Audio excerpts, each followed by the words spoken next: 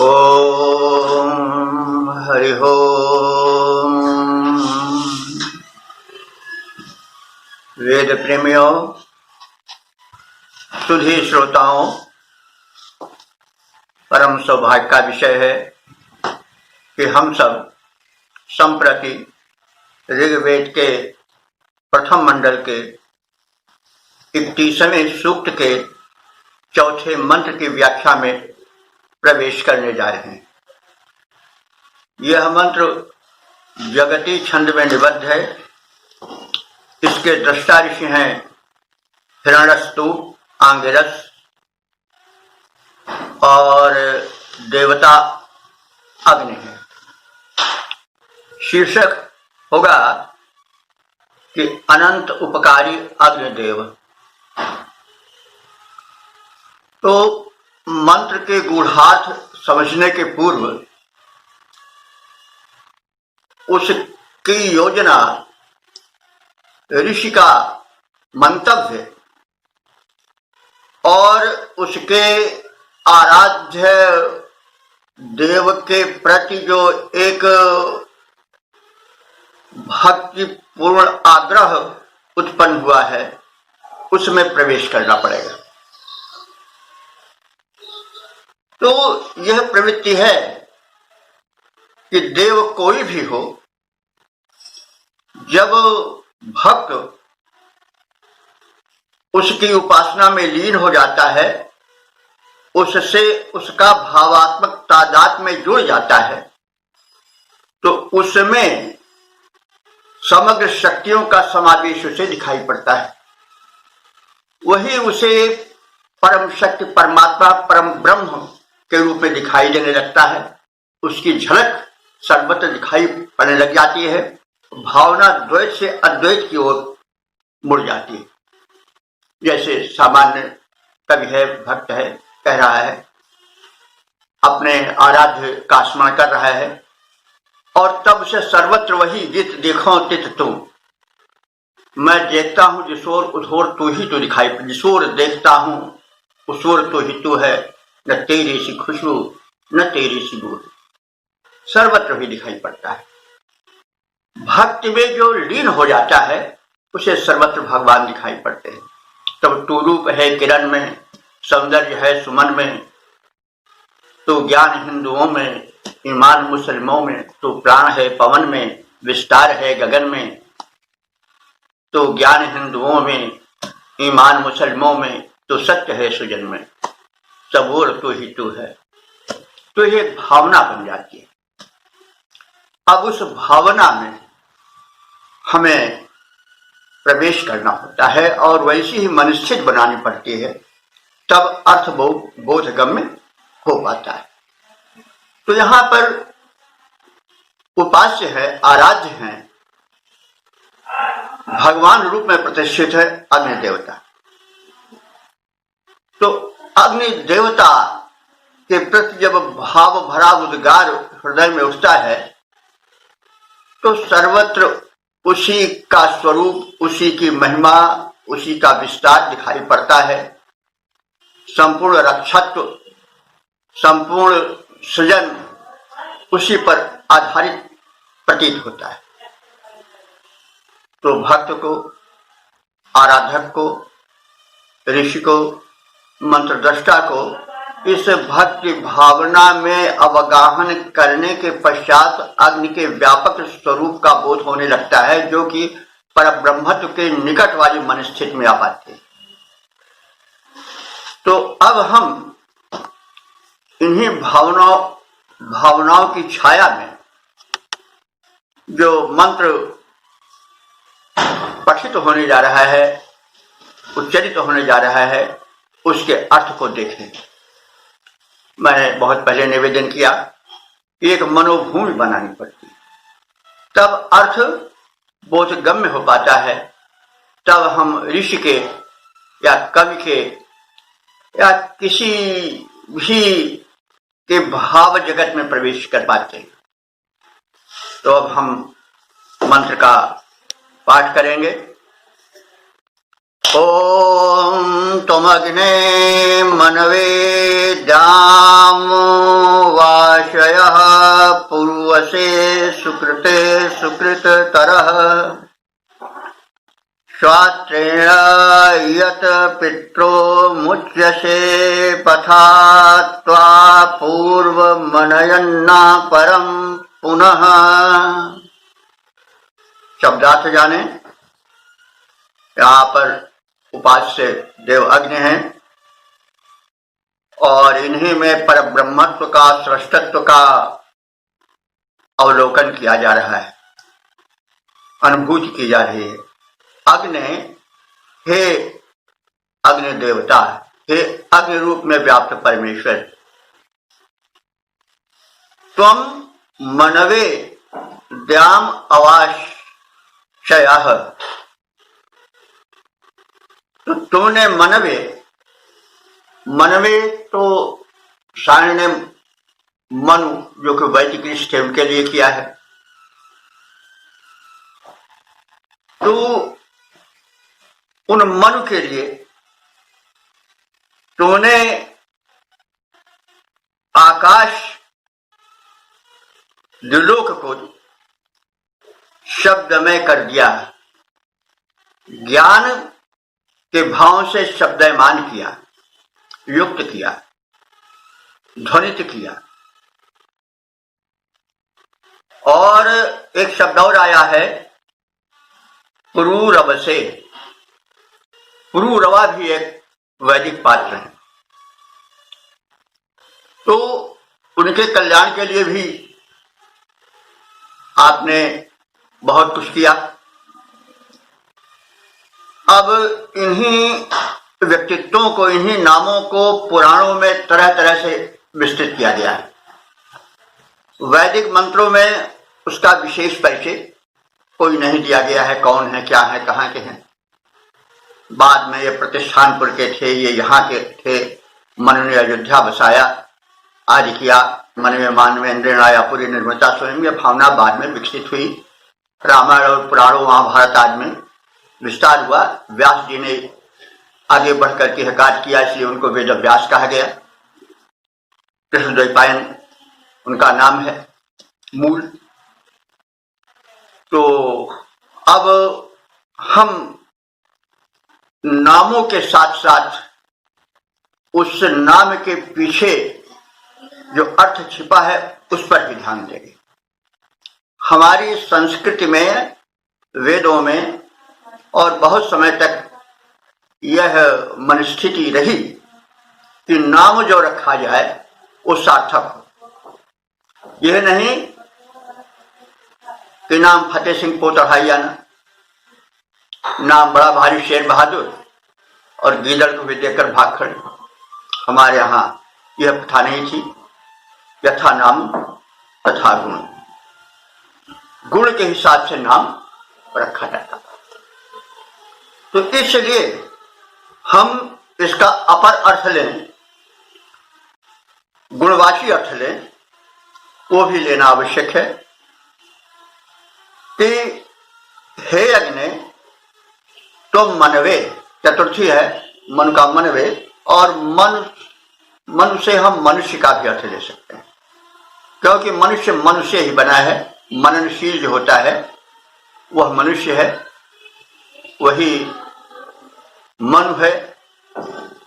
तो मन का भी प्रतीक है, मनुष्य का भी प्रतीक है। तो हे अग्निदेव तुम मनवे, तुमने मनुष्य के लिए द्याम, द्याम माने द्विलोक, यानी आकाश में, अवाशयः शब्दमय गुण भर दिया। तात्पर्य कि आकाश का गुण क्या है? शब्द। आप सब जानते हैं 5 तत्व हैं, पांचों तत्व के अलग अलग गुण हैं। आकाश का जो गुण है, वैशिष्ट है, वो शब्द है। शब्द आकाश से ही, आकाश में ही सुरक्षित रहता है। यह कैसे, थोड़ा समझाने के लिए, समझने के लिए कहना पड़ता है कि जहां आकाश नहीं है वहां शब्द नहीं रहेगा। जैसे यह आकाश है सर्वत्र, तो शब्द इसलिए यहां शब्दायमान हो रहा है कि एक अवकाश है, आकाश और अवकाश, एक अवकाश है, आकाश है, तभी शब्द सुन पड़ रहा है। अगर आकाश ना हो तो शब्द नहीं सुनाई पड़ेगा। जैसे दीवार है, दीवार में आप मोबाइल को रख दो, शब्द ध्वनि नहीं आएगी, लेकिन संदूक में रख दो तो वहां आकाश है, वहां ध्वनि पहुंच जाएगी। तो इसलिए जहां आकाश रहता है, जहां अवकाश रहता है, वहीं पर ध्वनि का प्रवेश हो पाता है। तो यह बात इसलिए कही गई कि ध्वनि का संचरण हो सके, मानव के प्रति अपने भावों को पहुंचा सके, श्रवण साध्य कर सके। इसलिए हे देव प्रवर अग्निदेव परमात्मन, तुमने आकाश को अवाशय माने ध्वनि गुण युक्त किया, शब्द युक्त किया, शब्द गुण वाला बनाया, शब्द में कर दिया। और क्या किया? सुकृते पुरु वसे, जो सुकृते माने शुभ कर्मी है, पुरु अवसे और व्यापक वक्ता है, पूर्व माने व्यापक और व्यापक हैं, उच्च भावनाओं वाले हैं, सबको चारों ओर या परमात्मा को चारों ओर व्यापक रूप में देखने वाले हैं। उनके अवसे माने रक्षा के लिए तुम सुकृत तरह, तुम अधिक पुण्यवान उसे बना देते हो, अथवा अधिक शुभ कर्म करने वाला बना देते हो। तो शुभ कर्मी है तो तुम बहुत ज्ञानी वक्ता को अधिक शुभ कर्म करने के लिए प्रेरित करते हो। तो यहां पर मनवे माने वैदिक ऋषि मनु और पुरूरवा एक राजा थे, उन दोनों के अर्थ को जैसा सायराज ने किया है, मीमांसक थे, दृष्टिकोण से उसके हिसाब से भी कर सकते हैं कि तुमने ऋषि मनु के लिए और सम्राट पुरूरवा के लिए आकाश में शब्द गुण संप्रेषित किया, भर दिया। अथवा हम यदि शब्द के मूल अर्थ में प्रवेश करें, उसको किसी नाम से न जोड़ें, तो कह सकते हैं तुमने मननशील मानव के लिए आकाश में शब्द गुण का निर्माण किया।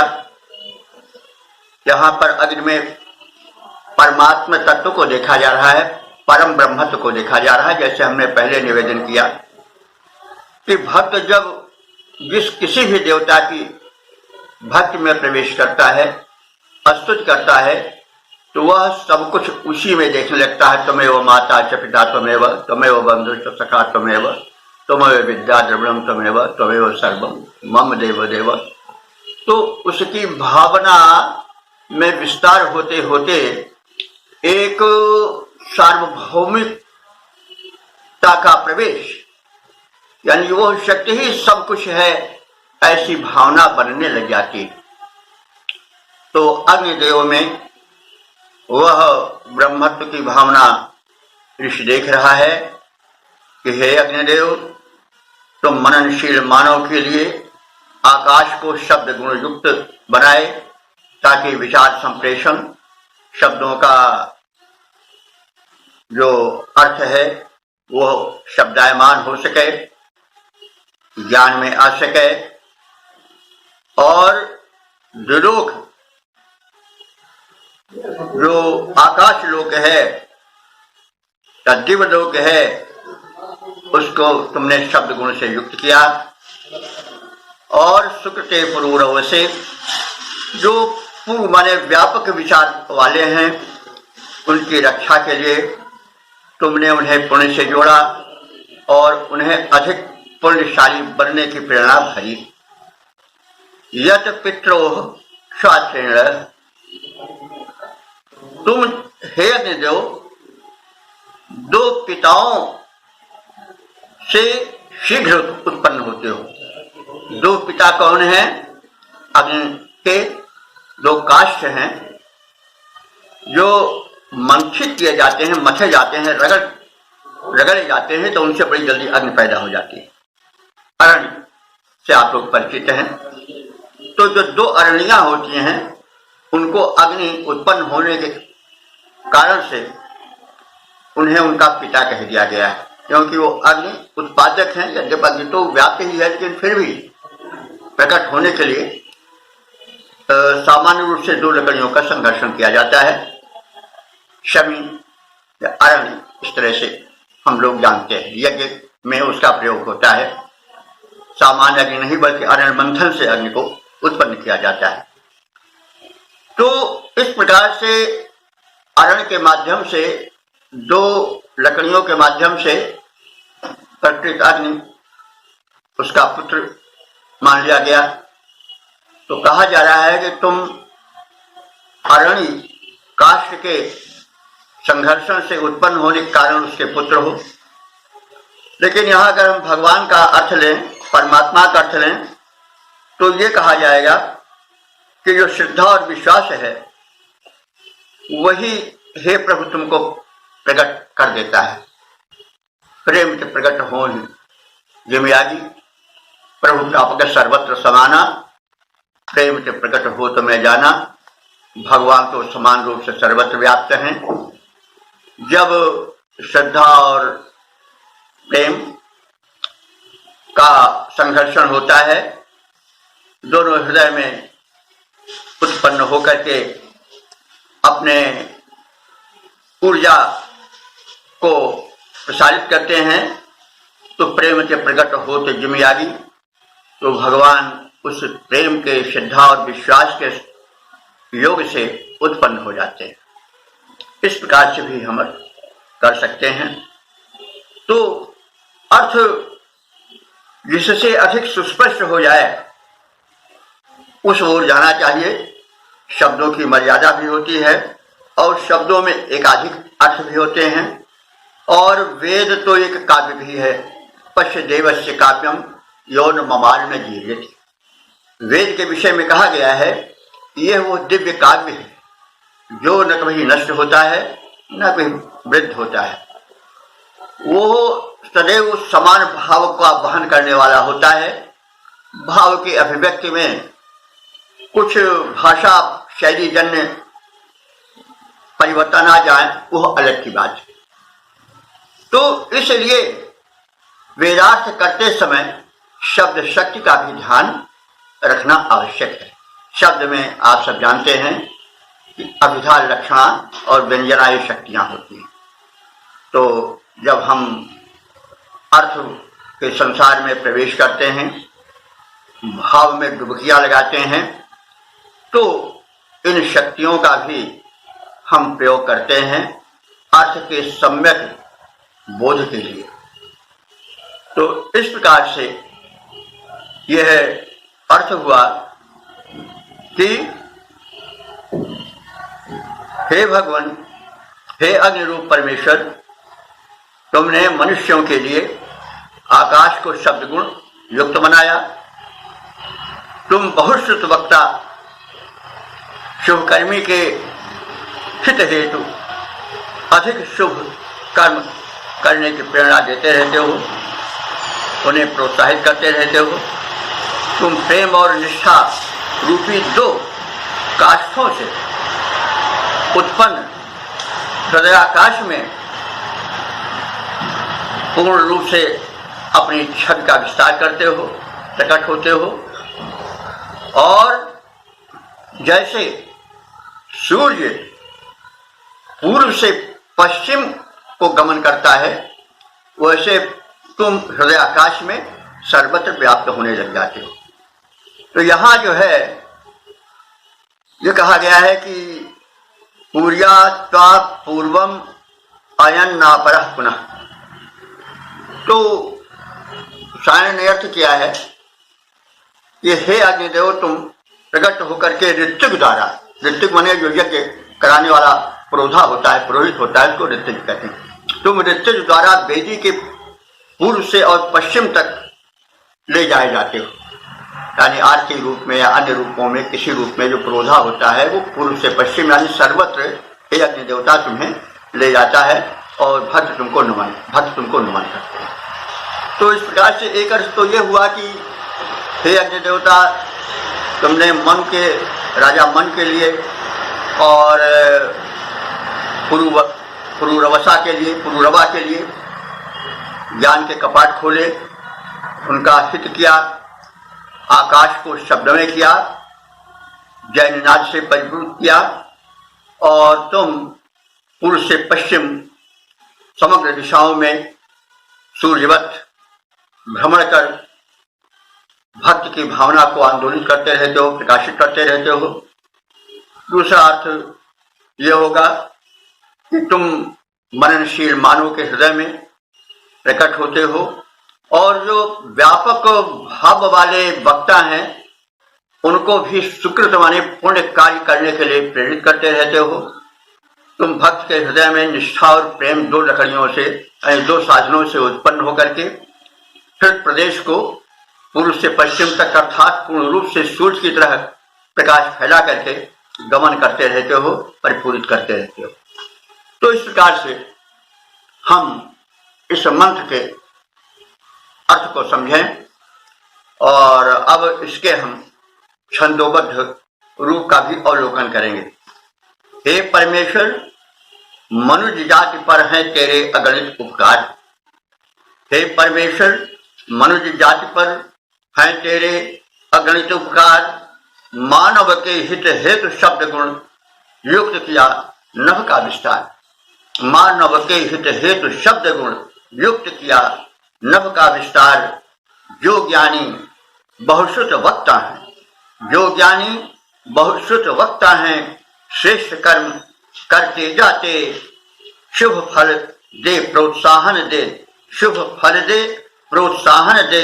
तुम सतपथ पर उनको लाते, तुम सतपथ पर उनको लाते।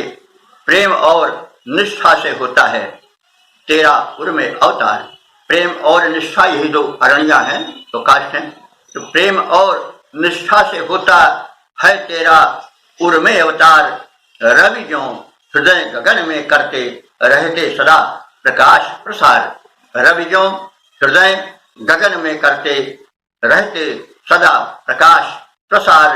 सदा प्रकाशक बनकर मेरे उर आंगन में करो विहार। सदा प्रकाशक बनकर मेरे उर आंगन में करो विहार। हे परमेश्वर, मनुष्य जाति पर है तेरे अगणित उपकार, है तेरे अगणित उपकार।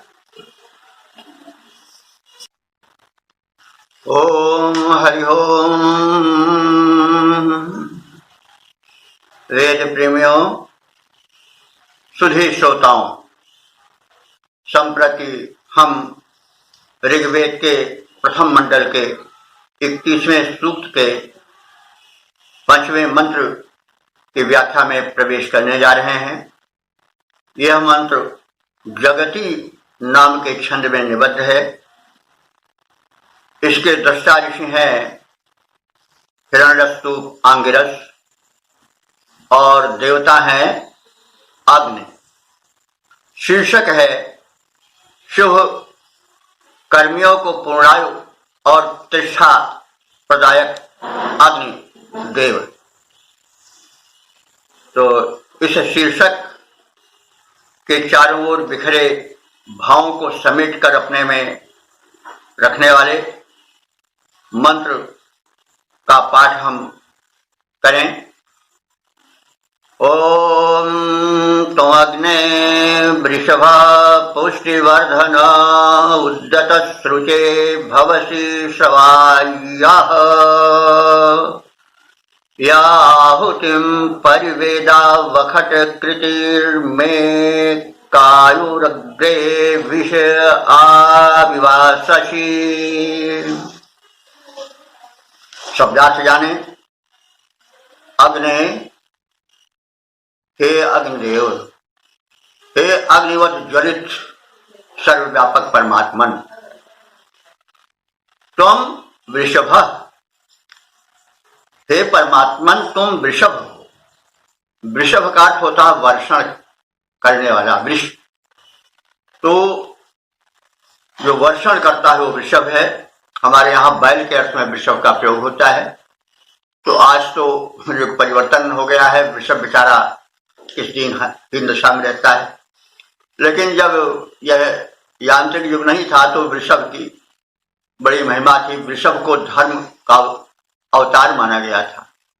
वो वर्षण करता था धन धान्य का, अन्न का, उसी के आधार पर तो खेती होती थी, हल में वही चलता था। तो वृष की बड़ी महिमा थी। तो वृषभ का अर्थ यह हुआ कि जो वर्षण करे, वृष वर्षा करे। तो वर्षा कर बैल कैसे करता था? खेती में हल चलाता था, उपज बढ़ाता था, उसका जो मलमूत्र है उसके जरिए खाद बनती थी, उपज बढ़ती थी, उत्पादन बढ़ता था, आदि आदि। इस रूप में वो वृषभ। तो यहाँ अग्नि को वृषभ बताया गया है, क्योंकि वह धन धान्य जीवन का दाता है, और दाता ही नहीं, वर्षक मेघ के रूप में प्रदान करने वाला है, वर्षा कर देता है। तो हे वृषभ अग्नि, और वृषभ का अर्थ यह भी होता है शक्तिशाली होता है। वृषभ बैल बड़ा शक्तिशाली भी होता है। शकट हल आज को खींचता है, संपूर्ण रूप से कृषक का कल्याण करता है। कृषि प्रधान देश का वो धुर स्वरूप है। तो इसलिए वृषभ का अर्थ पुष्टिवर्धक भी होता है, बलिष्ठ भी होता है। वृषभ का अर्थ होता है बलिष्ठ भी। तो तुम कामनाओं के वर्षक हो हे अग्निदेव, और तुम बड़े बलिष्ठ हो, और तुम सब में पोषण का वर्धन करने वाले हो। पहले बताया जा चुका है कि अन्न को पचा करके शरीर में पोषण प्रदायक अग्नि है, तो इसलिए उसे पुष्टिवर्धन भी कहा गया है, पोषण की वृद्धि करने वाला। तो तुम इन गुणों से युक्त हो जैसा कहा गया है। और उद्यत शुचे, तुम अनुदान भी देते हो, तुम करुणा की भी वर्षा करते हो, कल्याण भी बरसाते हो। कैसे? कब? उद्यत शुचे। उद्यत माने ऊंचे उठ जाने पर। शुचे, शुचे कहते हैं शुआ को। आप लोग जानते होंगे कि जब यज्ञ होने लगता है तो एक काठ का पात्र होता है, शुआ उसको कहते हैं, उससे घृत डाला जाता है। घृत आहुति में बड़ा महत्वपूर्ण स्थान रखता है। तो उद्यत शुचे का मतलब हुआ कि जो अपने हाथ को हव्य में घृत डालने के लिए शुआ के साथ ऊंचे उठाते हैं। तो ऊंचे उठाने का मतलब हुआ कि हव्य या हवन या यज्ञ कार्य पूर्ण करते हैं, सीधा हाथ उसका यह होगा। फिर उद्यत शुचे, जो शुआ नाम के यज्ञ में सहायक पात्र को ऊंचे उठाने के लिए अपने हाथ को ऊंचे उठाए रहते हैं, यानी यज्ञ में संलग्न रहते हैं। शवाल्य भवस, उनके द्वारा तुम संकीर्तित होते हो, प्रशंसित होते हो, यानी यज्ञ करता यजमान आदि तुम्हारी प्रशंसा करते रहते हैं। और यह वखट कृतिम आहुतिम परिवेद, और जो वखट कृति माने वखट काल के द्वारा तुम्हें आहुति देना जानते हैं, परिवेद जानते हैं। क्या जानते हैं? वखट कृतिम आहुतिम, वखट उच्चारण के साथ आहुति देने का कर्म जानते हैं, उस क्रिया से परिचित हैं और उसको व्यवहार रूप में करते जाते हैं। तो वखट कार्य क्या है? यह एक तरह से स्वाहा के समानांतर शब्द है। वखट हो तुम्हें वखटकार, तो जब आहुति समर्पित की जाती है तो स्वाहा कहा जाता है। मैं इस समर्पित करने वाले वस्तु से स्व माने अपने को, हाँ माने त्याग रहा हूं, यानी यह वस्तु तुम्हारी है, मेरी नहीं है, यह भावना स्वाहा के साथ प्रकट होती है। उसी अर्थ में वखटकार भी प्रयुक्त होता है। तो जो यजमान, जो यज्ञकर्ता हाथ को ऊंचे उठाकर हव्य अर्पण करते हैं, उनसे तुम प्रशंसित होते हो। और जो यजमान, यज्ञकर्ता वखटकार उच्चारण के साथ तुम्हें आहुति प्रदान करने की विधियों को जानते हैं और विधिवत उसका संपादन करते हैं, वे उन्हें तू संपूर्ण आयु देता है। एक आयु माने एकमात्र पूर्ण आयु। पूर्ण आयु क्या? शतायु। उनको तुम पूर्ण आयु देते हो। जो बताया गया है कि जो यज्ञ करते हैं, जो तुम्हारी स्तुति करते हैं, जो वखटकार पूर्वक हव्य समर्पण करते हैं, ऐसे यज्ञकर्ताओं के लिए, यजमानों के लिए तुम्हारा अनुदान सदैव होता रहता है। तुम उन्हें बल वृद्धि वैभव के साथ ही साथ पूर्ण आयु भी देते हो। विषह आह विवाह शशि, और यही नहीं, तुम विषह करते हैं जनमंडल, प्रजा, अभी समाज, तुम उनको प्रतिष्ठा देते हो। विषह जनमंडल में, समाज में तुम ऐसे यज्ञ कर्मियों को प्रतिष्ठा देते हो और विवाससी, उनमें मुख्य स्थान दिलाते हो, यानी वे समाज में प्रतिष्ठित होते हैं और उच्च स्थान प्राप्त करते हैं। तो इस प्रकार से अग्निदेव की महत्ता का प्रतिपादक यह मंत्र इस अर्थ को समेटे हुए है। हे अग्निदेव, तुम बड़े वरिष्ठ और पुष्य प्रदान करने वाले, धन वैभव का वर्षण करने वाले हो। तुम सबको विकसित करने वाले हो। यज्ञ कर्ता द्वारा तुम अस्तुत्य होते हो, तुम्हारी कीर्ति गाई जाती है। जो यज्ञ कर्ता वखटकार से युक्त आहुतियां तुम्हें प्रदान करता है, उसे तुम पूर्ण आयु प्रदान करते हो और समाज में मनुष्यों के मध्य तुम उसे अग्रगणी करते हो, प्रतिष्ठित करते हो और आगे स्थापित करते हो। तो इस प्रकार से हमने इसका सामान्य अर्थ और इसके सामान्य व्याख्या जान ली। अब हम इसके छंदोबद्ध रूपांतरण पर ध्यान देंगे। परमेश्वर, अग्नि में परमेश्वर का दर्शन है। परमेश्वर तू पुष्य प्रदायक, गुण निधान, बलवान बड़ा। परमेश्वर तू पुष्य प्रदायक, गुण निधान, बलवान बड़ा। सबको विकसित करता, सबका करता है कल्याण बड़ा। सबको विकसित करता, सबका करता है कल्याण बड़ा। करते जो नर कर्म यज्ञ शुभ, करते जो नर कर्म यज्ञ शुभ, वे तेरे गुण गाते हैं। जो तेरे गुण गाते हैं, तू उनका स्तुत्य, तू उनका स्तुत्य, वे सदा तेरा ध्यान लगाते हैं, तेरा ध्यान लगाते हैं।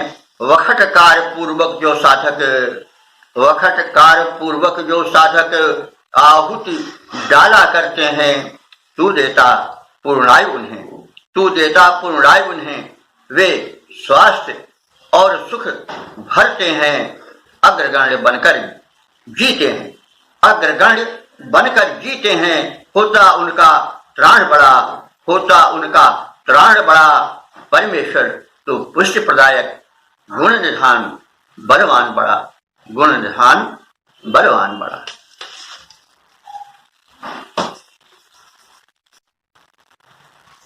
ओम हरि ओम।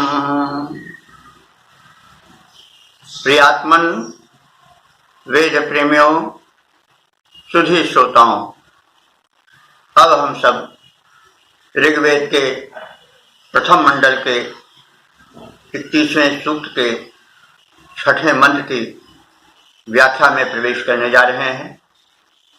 यह मंत्र जगति नामक छंद में निबद्ध है।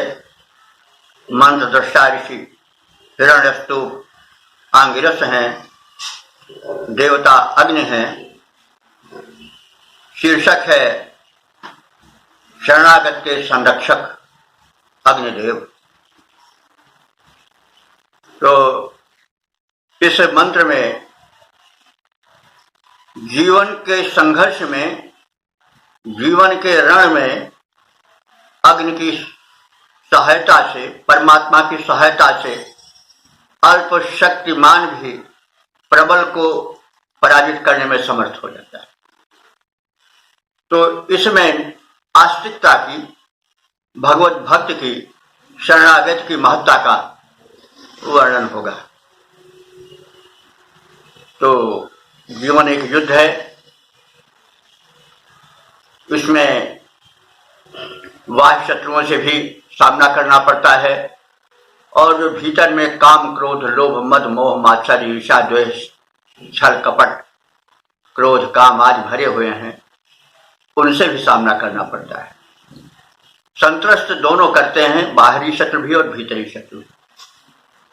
तो जो ऋषि है, भक्त है, वो भगवान से प्रार्थना करता है, भगवान यहाँ अग्नि है, कि वे अल्प शक्तिमान अपने भक्त की रक्षा करें और प्रबल शत्रुओं को, चाहे वो बाह्य जगत के हों चाहे अंतर जगत के हों, उनके सामना की शक्ति दें और जीवन संग्राम में विजयी बनावें।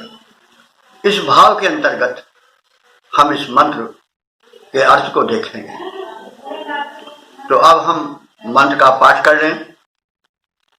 ओम तमग्ने वृजनवर्तिनं नरं सक्मन् पिपर्षि विदथे विचर्षणे यः शूरसाता परित कम्मे धने दभ्रेभिरचि समृता हंसि भूयसः।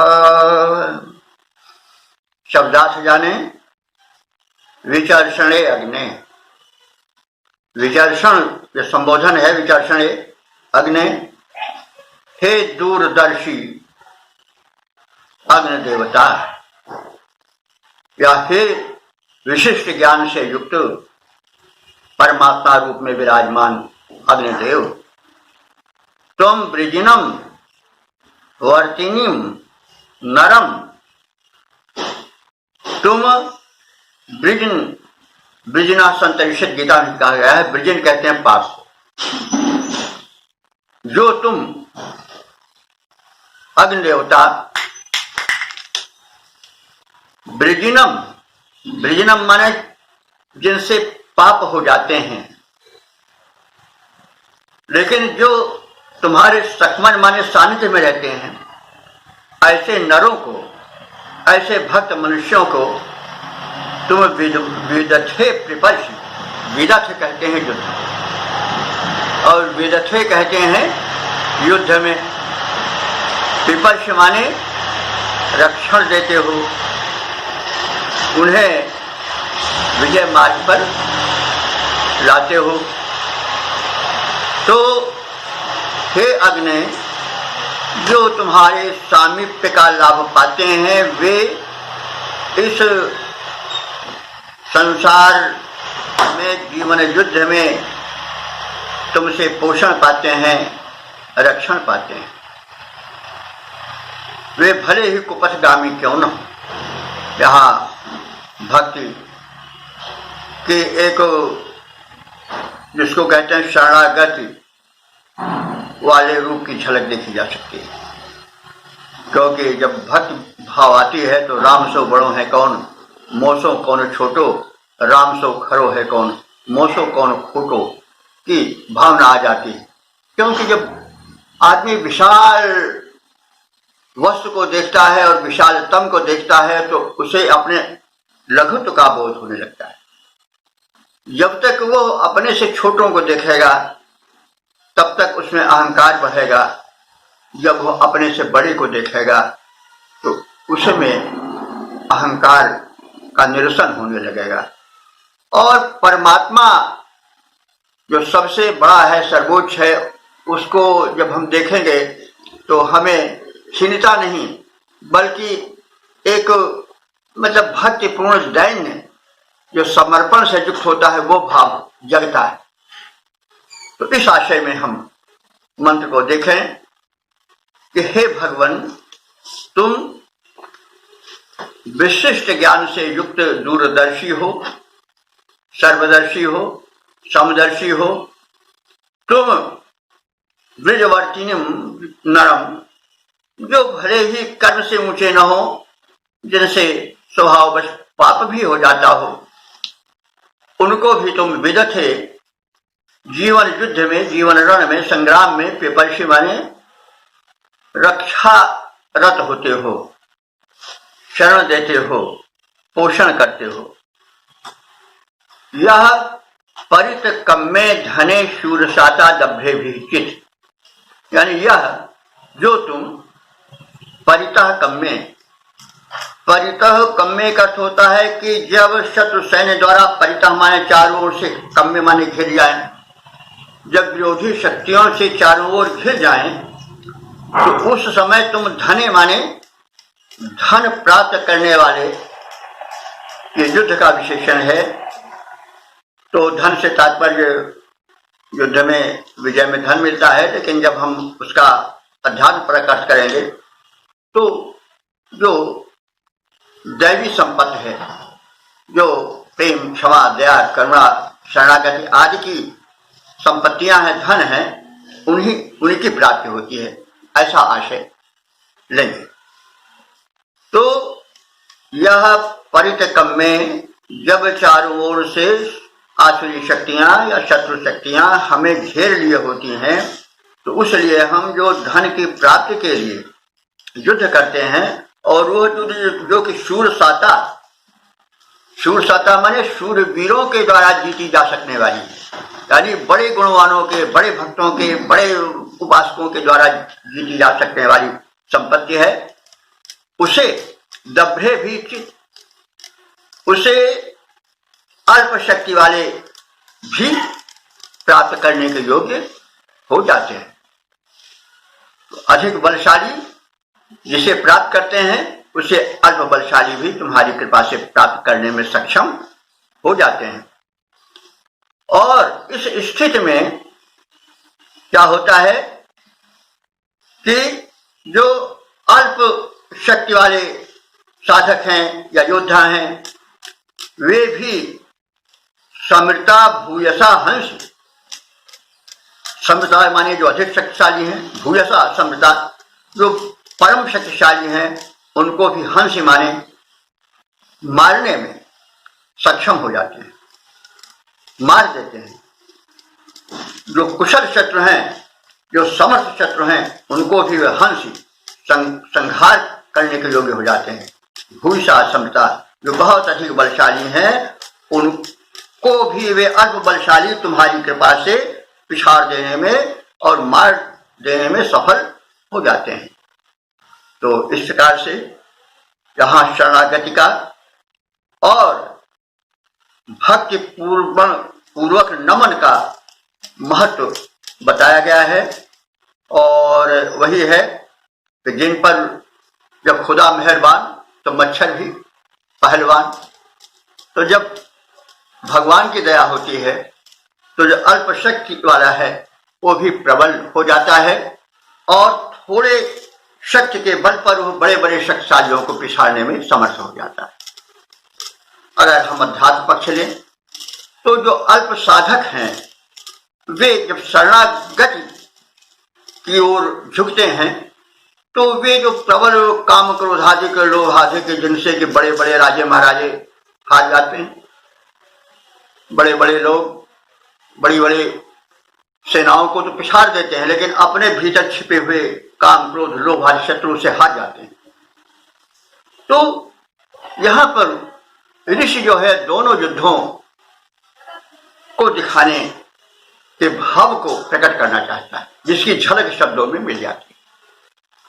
तो हे प्रभुवर, तुम्हारी कृपा ऐसी है कि जो तुम्हारा सामीप्य लाभ करते हैं, वे ऐसी शक्ति पा जाते हैं कि जब चतुर्दिक शत्रु घेरे रह जाएं, और एक निर्बलता का आभास होने लगे, पराजय दिखाई देने लगे, उस समय भी तुम प्रबल शत्रुओं से युक्त विस्तार को विजय में अल्प शक्तिशाली के पक्ष में कर देते हो, विजय उसे मिल जाती है। तो इसका हम एक सपाट अर्थ इस प्रकार से देख लें, हे विशिष्ट ज्ञान से युक्त अग्निरूप परमात्मन, तुम कुपथगामी मनुष्य की भी संघर्षों में संरक्षण देते हो। जब ये तुम्हारे निकट आ जाते हैं, तुमसे जुड़ जाते हैं, बहुसंख्यक शत्रुओं द्वारा सब ओर से आक्रमित होने पर, घिर जाने पर, उन युद्धों में जिसको कि वीर पुरुष ही जीत सकते हैं, बहुत समर्थ साधक ही अपने विजय में समर्थ हो पाते हैं। इस स्थिति में तुम अल्प बलशाली या अल्प साधन संपन्न शासकों के पक्ष में आ जाते हो, तो वे दुर्धर्ष शत्रुओं को अपने अल्प सहायकों के मदद से जीतने में समर्थ हो जाते हैं और वे प्रबल शत्रुओं को मार गिराते हैं। वो चाहे सांसारिक वायु संघर्ष के हों और चाहे आंतरिक जो हृदय के शत्रु हैं, काम क्रोधादि जो बड़े प्रबल हैं, उनको भी मारने में सक्षम हो जाते हैं, यदि तुम्हारी कृपा रही, यदि तुम्हारी आराधना होती रही। यद्यपि वैदिक दृष्टिकोण तो यह है कि जो है वो आत्मबल पर ज्यादा बल देता है, लेकिन केवल इसी बात को नहीं पकड़ना चाहिए, परमात्मा की शक्ति का भी सहारा लेना पड़ता है। कभी कभी हमने कुछ लोगों से कहा है कि नहीं, सुना है कि वो नहीं, परमात्मा के से कोई शक्ति मांगने की आवश्यकता नहीं, आत्मबल को बढ़ाओ। ठीक है, आत्मबल बढ़ाना चाहिए, लेकिन बल जब तक कि बलवान या जो बल प्रदाता है उसका आश्रय नहीं लेगा, तब तक बल भाई कहाँ तक बढ़ेगा। मनुष्य के पास सीमित बल होता है ना, और एक बल से अधिक बल वाले और प्रबल लोग हैं, तो सामना तो एक पहलवान छोटे पहलवान को, फिर दूसरे को, फिर तीसरे को, फिर एक से एक बढ़कर सामने आते हैं। तो ऐसी स्थिति में एक प्रबल शक्तिमान की सहायता की आवश्यकता होती है। इसलिए भक्ति जीवन में आवश्यक है, और वेद में भी ज्ञान कांड के साथ साथ भक्ति कांड का भी है विस्तार। तो इसलिए ज्ञान और भक्ति दोनों जब मिलते हैं तब जीवन में सफलता आती है। तो हम मंत्रों के अर्थ को ज्ञान और भक्ति दोनों से समन्वित करके देखें, एक दूसरे के सहायक बनकर, सहयोगी बनकर जीवन में हम उनके सहयोग से आगे बढ़ें, तो हमें जीवन में सफलता, जीवन संग्राम में विजय आसानी से मिल सकेगी। यह संदेश जो है वो ऋषि देना चाहता है। तो अब इसके हम छंदोबद्ध रूप पर ध्यान दें। हे प्रभु, तुम हो विशिष्ट ज्ञानी, कुमार्गामी की भी रक्षा करते। तुम हो विशिष्ट ज्ञानी, कुमार्गामी की भी रक्षा करते। अपने अनुदानों से भगवान सबकी खाली झोली भरते। अपने अनुदानों से भगवान सबकी खाली झोली भरते। बहुसंख्यक काम क्रोध है अधिक, बहुसंख्यक काम क्रोध है अधिक। जब अरि अनंत घेरे जन को, छा जाए विकट अंधेरा फिर संतुष्ट करें। जब वे मन को थोड़ी प्रकाश की किरण भेज, थोड़ी प्रकाश की किरण भेज। अंधियार मिटाते हो मन का, तब थोड़ी प्रकाश की किरण भेज। अंधियार मिटाते हो मन का, थोड़ा साहस सद्गुण देकर उद्धार किया करके जन का। इस भांति सहायक बन जाते, इस भांति सहायक बन जाते। साधक के कष्टों को हरते, साधक के कष्टों को हरते। तुम हो विशिष्ट ज्ञानी, तुम हो विशिष्ट ज्ञानी, कुमार्गामी की भी रक्षा करते। जो शरणागत हो जाते हैं, जो तुम्हारा सहारा चाहते हैं, मांगते हैं, आर्त हो जाते हैं, भक्ति के कारण तुम उनके संरक्षक बनकर आते हो और विषम परिस्थितियों में उनकी रक्षा करते हो अधिक बलवान शत्रु से भी सामना करने का आत्मबल भरते हो और साधक जीवन युद्ध में विजय पाने के योग्य हो जाता है। यह आशय इस मंत्र का संक्षेप रूप में देखा जा सकता है।